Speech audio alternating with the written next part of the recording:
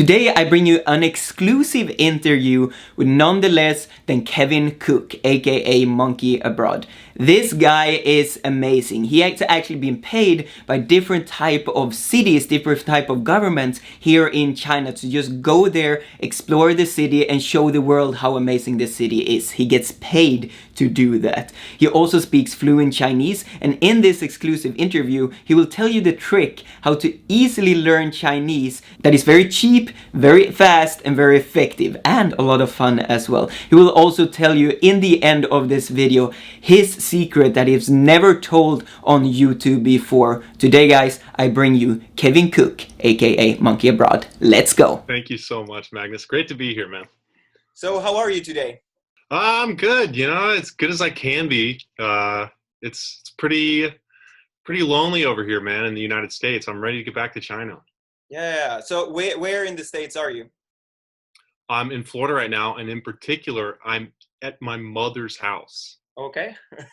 Right? You're stuck there now? That's right, dude. Just waiting. For the people that don't know you, first of all, I don't know why they have seen me and not you, because you're way bigger than me on YouTube. But for people that don't know you, can you explain like who you are and what's your YouTube channel about? Sure. So yeah, my name is Kevin Cook. I'm from Dallas, Texas originally. I graduated from university in 2011. And after that, I got a job working in real estate. And, it was a nice job. I have my own office. And I thought, is this going to be it for the rest of my life? And I found myself watching these videos of travel bloggers while I should be working. And I realized, what, I have a degree in journalism. I bet I could go over there and make similar content about street food and traveling. And I went over there on the platform of teaching. I sort of got my foot in the door like a lot of people. And after a few years of doing that, I have my blog, Monkey Abroad, which is mostly about inspiring other young people to go abroad and to pursue their own dreams of traveling and living abroad. So that's how it started, man. Awesome. And why Monkey Abroad? So Monkey Abroad it comes from an old nickname of mine. I used to be a cartoonist in the university I went to, and I would publish a couple cartoons a week of a comic strip called Monkeyzilla. I would draw monkeys all the time growing up. So even like my ex-girlfriend called me Monkey, all my friends called me Monkey, and so that's where Monkey Abroad came from. Oh, okay. I didn't know that. Yeah. First of all, I thought it was from like here they sometimes call Westerners monkeys, right? Oh, white monkey, yeah. I've done some white monkey jobs, so yeah, it is a funny coincidence. Yeah. But then when you got here from the first time, you travel around and show people China basically. But you started off as an English teacher? Yes. Yeah, I did English teaching from 2014 to 2016 and enabled me to save some money, to study Chinese. And it was the perfect way to get my foot in the door. And it's a great stepping stone if you're not sure what you want to do business-wise in Asia or in China. So I recommend it to anyone. Yeah. I mean, it's a great job actually when you're exploring China. In Shanghai, it's kind of like it's always like, oh, that's an English teacher, because it's like a common job. But I mean, you make a lot of money. It's a lot of fun, and you get to learn so much Chinese as well. Of course, yeah, and it really depends because of course there's a stigma for teachers, and I think that's something that's really interesting, but it really depends on your attitude and what you do with your experience. And so, yeah, I praise people that go to teach abroad because in general, it's a really unique experience compared to most people's experiences here in the US. Absolutely. And so you got here 2014. Yeah, just about the beginning of 2014. When you got here, did you know any Chinese at all? I knew how to count to 10. The first place I lived was a really small town in Shandong called Rizhao. And so I just had so much opportunity to practice because there were no foreigners there. Okay. Yeah, and that's, I would say that to all the viewers, I mean, if you want to move to China and learn Chinese, Shanghai is probably the worst place to go because it's so many foreigners here. A lot of people speak English, so it's a very bad place if you really want to get into Chinese. But as you did, I mean, that's the perfect way to do it. Just get in there, Yeah, man, I couldn't agree more. Stay out of Shanghai, I think, the first year. Otherwise, I think it's too easy to fall into hanging out in these foreign pockets and never really integrating. For foreigners that get to China for the first time, for foreigners that want to work here or study here, what's the fastest, easiest, simplest way to learn Chinese? All right, well, let me give you a little study hack right here. This I don't know if you've ever heard this. I've done like another interview with another blogger before where I revealed this, but it's called the massage hack. And hear me out. In certain parts of Shanghai and other areas of China, they have it's just massages are really cheap. Like a foot massage is like 40 to 50 RMB in like a small area. And you got to make sure you're going to the right place, obviously. But you go there, uh, you should first have like a tutor or someone who can have a text to guide you. So you go to tutoring for 1 hour, and then you go to get a foot massage, and you bring your text with you, do your homework, and the staff where I used to go in Shanghai, they loved when I would bring my book and talk to them in Chinese the whole time because usually if a foreigner went in there, they would just sit there and play with their phone or whatever. They wouldn't talk, but I would talk to them the entire time. So I was really getting like 2 hours of Chinese studies for every hour of tutoring that I got. That's so So smart. That's it's like a so captive audience. Yeah, they liked it and I liked it. So the massage method. I will definitely go and do that today because I really, really want to get into it. And it's a perfect way to like normal massage. You can't really do it because then you're like stuck with your face, right? yeah, you got to do foot massage. Yeah. That's perfect. I absolutely will try that. I usually do like when I go and like jump in a taxi or a Didi or something like that. I try to do the same thing, but it's Mhm. only for like 15 minutes or 20 minutes. It's not as long as a foot massage. So Yeah. yeah, that was a really really good tip. I'll definitely do that. Yeah, man. Yeah. And yeah, the thing about taxis, you always kind of have the same conversation unless it's a long drive and you can kind of dig deeper. But I like going to the same sort of massage place. You can meet the same people and continue where you left off. And it does improve a little more, Yeah, versus always meeting someone new and being like, oh, I'm from here. I'm this old. I work here, because you already know that stuff. You got to practice exactly. the new things. Yeah. Okay, okay. Do you remember what that place was called in Shanghai? I don't remember the name of the place, man. That was a Oh, while there ago. there are several here, so I'll probably find another one. Okay, but so then you didn't start off with studying at university. Then you studied study by yourself, and then you got into university afterwards, or? I never actually did any formal Chinese studies. I Oh, just okay. I had a tutor my first year in Shanghai, and then like I took like a year and a half off. I just didn't. I just kind of studied through my interactions. I was kind of like around HSK 3 for a while. I was content with that, but then after that, I was like, man, I gotta get past this initial plateau. So I went to a private school in Shanghai called Hutong School. I, I did like around 30 hours there. That really helped to prepare for the HSK 4, and then just HSK 4 was a piece of cake after doing that. And then I went to another school that, in fact, reached out to me to sort of sponsor my studies in exchange for marketing them last year, called Omeda, a school based in Yangshuo. And the partnership was just, it was like a home run. Like, I loved the experience. We generated a lot of referrals. A lot of people went there and were so happy with their studies. Everyone was happy who was involved. And I got to study a ton of Chinese and improve. And so yeah, that was a great experience, man. Perfect, perfect. And where was that again? In Yangshuo, Yeah, sure. Okay. it's one of the districts around Guilin. Oh, okay. And that's where you have those awesome drone shots, right? With the mountain. Yeah, the mountains that look like big green thumbs poking Yeah, up yeah, everywhere. exactly, exactly. I've seen some of those videos. It looks amazing. Since you now are away from China and you have a little bit of a perspective of it, can you tell me what do you think is the best and what do you think is the worst thing about living in China? Okay. Let me take a second to sort of gather my thoughts. I think the best thing about it is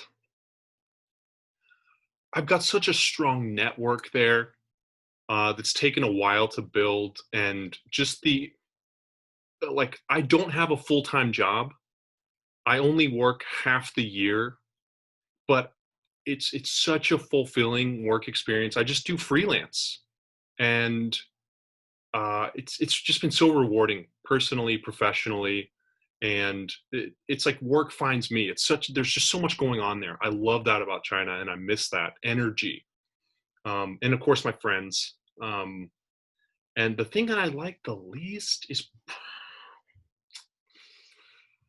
oh man, that's a tough one because, it's I mean, it's only first world problems really, and then even then, it's like waiting in line at the bank or something where you just get frustrated.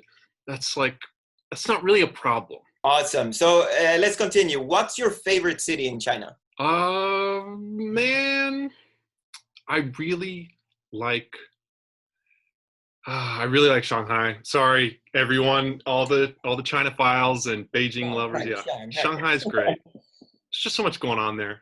Yeah. Okay, for city life, Shanghai, but like, give me a little side area here for nature, and Yangshuo is where I'm currently staying. That place is so beautiful. Yeah. Totally How many different people live flavor. there?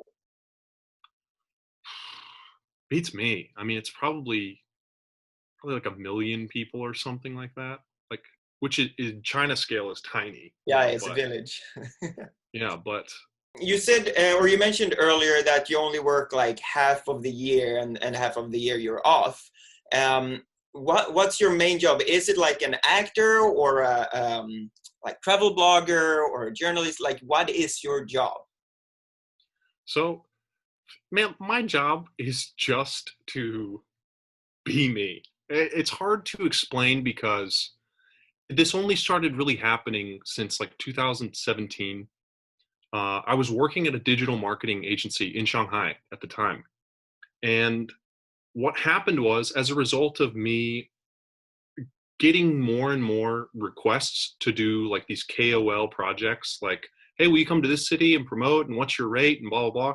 I started having to leave the office more and more until my boss is like, you can't just keep doing this. And so I just finally was like, okay, well, I'll just stop working full time, and I'll just enjoy my life and sort of wait for work. And so really, yeah, it's like a lot of different gigs, sort of like modeling.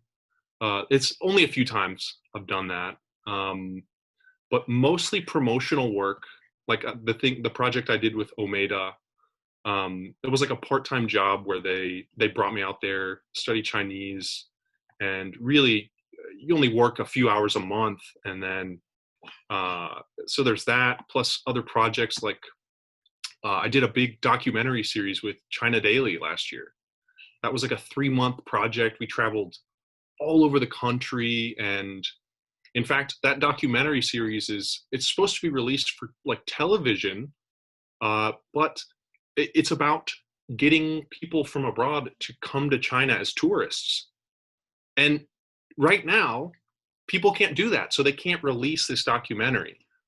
So Bad those are timing. the Yeah. sort of projects. Yeah, bad timing, man. And so it I don't have like a specific job, but it's usually video related and just promoting Chinese companies or government entities.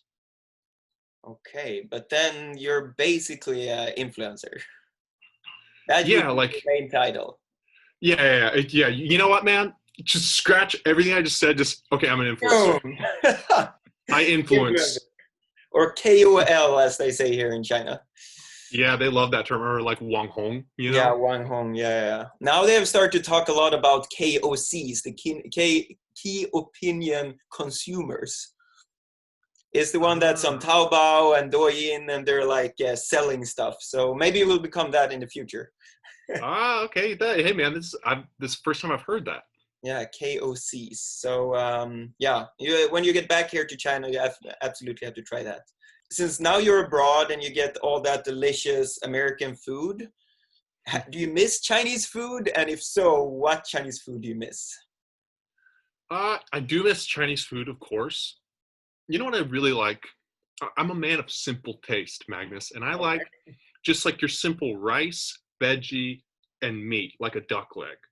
I could eat that 3 meals a day every day. And I like that you can just like stop by some place on the road, give them, 20 kwai, and pick up a nice little meal to go. I love that. So that's what I miss. That's what you miss. Okay. And it Yeah. costs like, yeah, 5 kwai, 10 kwai. Yeah, yeah. Something really cheap like that. Yeah. But don't you also feel that in China, the cheaper the food is, the better it tastes? True. Probably because it's less healthy. Yeah, yeah. But I mean, I feel that sometimes when I went to like fancy dinners at like, yeah, fancy Chinese restaurants, I never really liked the food. It's like so. Yeah. But when you get those like street dumplings or some noodles off the street, it's so delicious. Yeah, you know what? That's a good point, man. And also, I think that because I completely agree. I think that when you go to a restaurant like that and you spend 80 renminbi on a dish with like bitter melon or something, and you're like, man, this is like a $12 dish. I don't even like it. It's easy to be resentful. Yeah. Okay, awesome. But so your favorite, you don't have like Gong Bao Jiding or Gula Ro or Baking Yeah, I Duck? like Yusang Rose or of course, what is that Shanghai Shenzhenbao? I really Okay, yeah. like at Yang's Shenzhenbao. Um, and then man, just like what is that?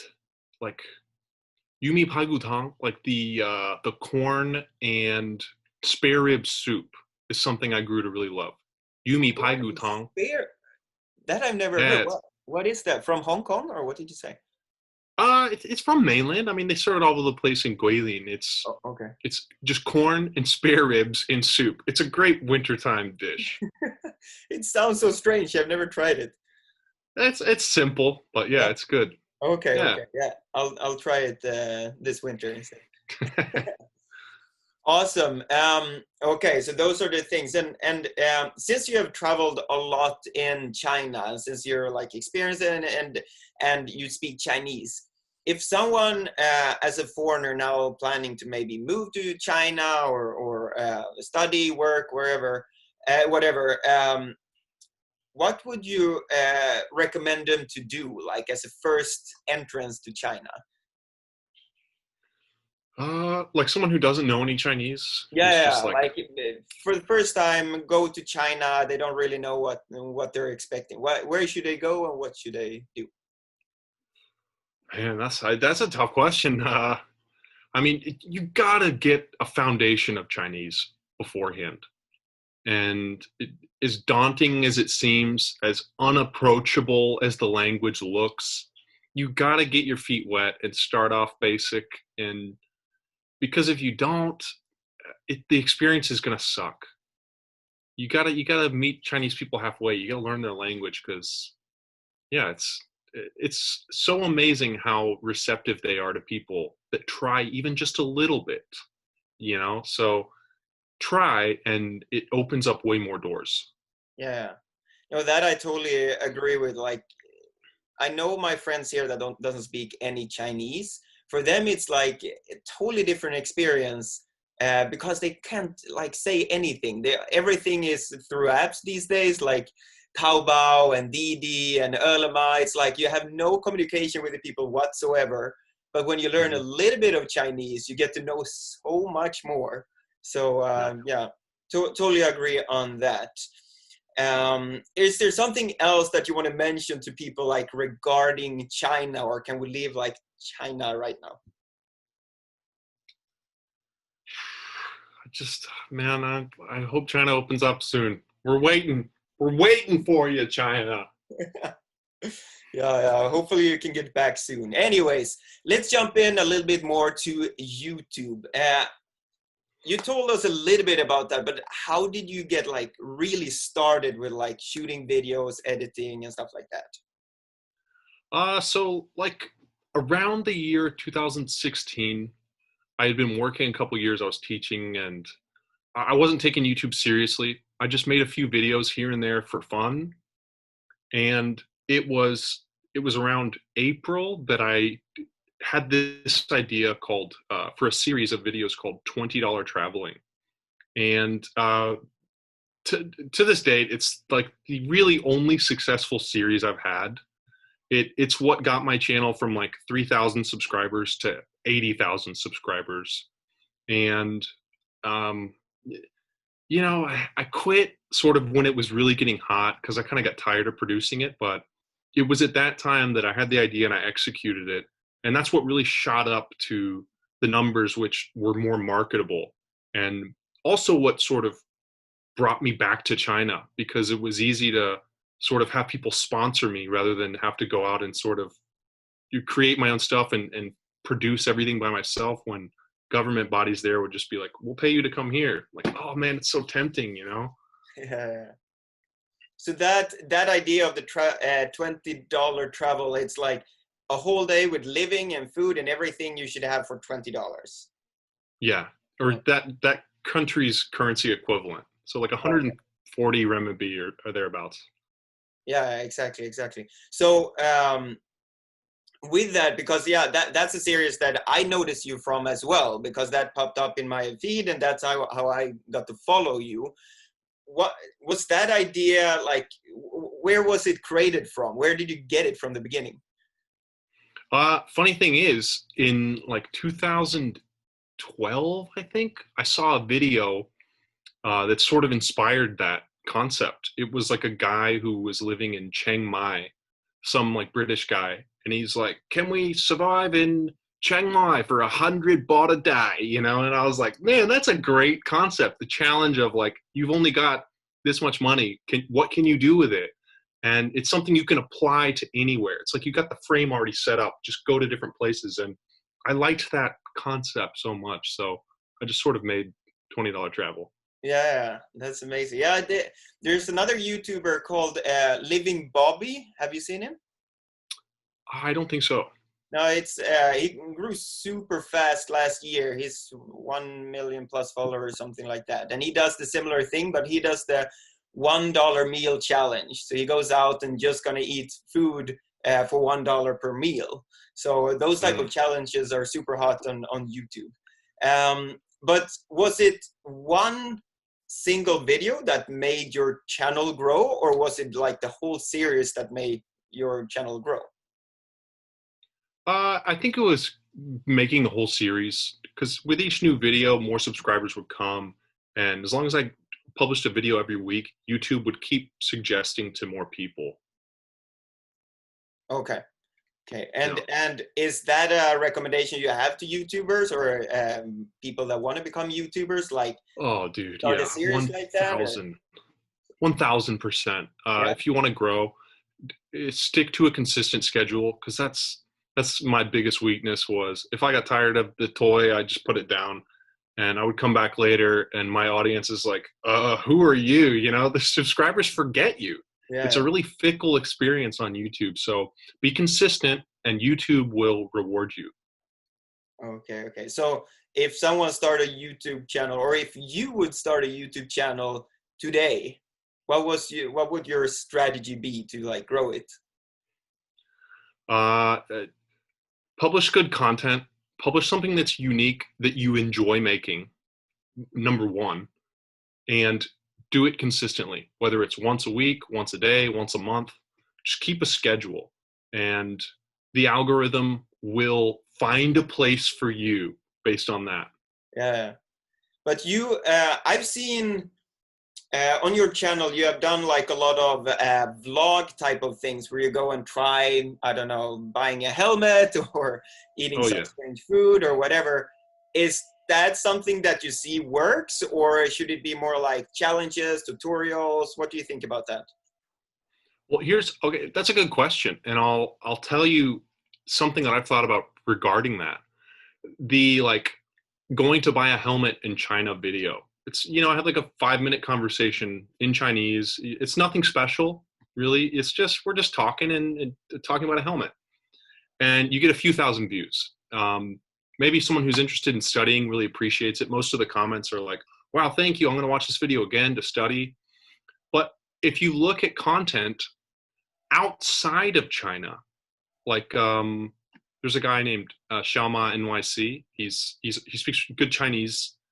He lives in New York City, he goes and does these videos where he sort of dissociates himself, and he's like, the titles of the videos like, white guy speaks fluent Chinese, stuns Chinese people, and he's speaking pretty good, pretty basic Chinese.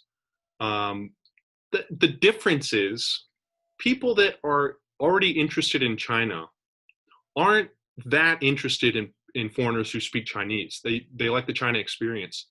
But the concept of someone speaking Chinese for a broader audience, like in the United States, gets tens of millions of views. It's like this phenomenon where you have to market it a certain way. White guy speaks Chinese and blows the minds of everyone versus like buying a helmet in China. It totally depends how you market what you're producing. Yeah. And so that's something I learned is, you can do it because you love it, or you can do it because you love it and also strategically. And that's something I'm probably going to try sometime in the next year when everything opens up. I'm ready to kind of experiment with that dissociative content where you try to create viral stuff, Yeah.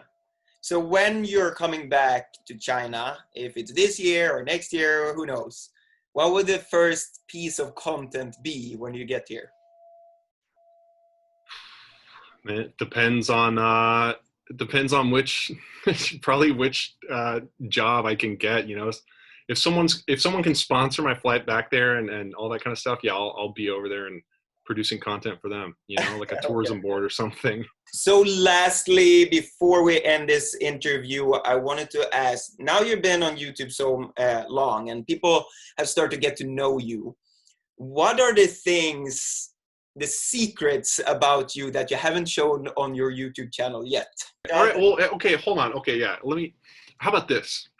I really enjoy playing chess. And your name is Magnus. Do you know the world champion of chess right now? Yeah, the Norwegian guy. Yeah, Magnus Carlsen. Yeah. Yeah, okay. So I just thought maybe, all right, maybe, you share the same name. But yeah, I enjoy playing chess, and I don't really watch sports. I'd rather watch like chess competitions. Really? Yeah. Oh my God. Okay. That's awesome. Okay. If the people that have seen this video don't know where to follow you, where should they go and follow you? Everything at Monkey Abroad, YouTube and Instagram. Okay. Basically. Awesome.